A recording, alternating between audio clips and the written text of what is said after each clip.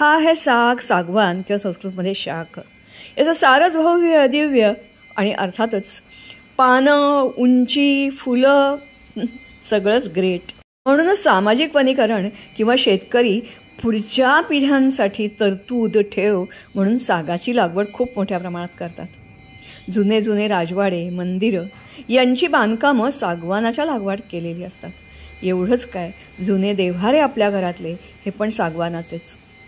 कारण याचं सारच भव्य, दिव्य आणि अर्थातच याची फुलं एका वेळेला लाखोनी येतात आणि अनेक पशुपक्षी, कीटक, लाखेचे किडे, फुलपाखरं यांचं हे आश्रयस्थान आणि फूड, अन्न देणारं झाड.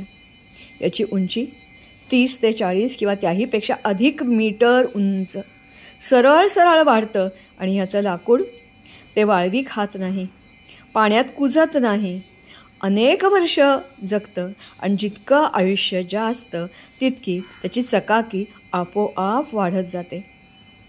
साधारणपणे 10 ते 15 वर्षानंतर हे कापायला तयार होतं. नुकत्याच एका फॉरेस्ट डिपार्टमेंटनी जमीन अधिग्रहण करत असताना याची किंमत ठरवली गेली एका झाडाची 1 कोटी रुपये.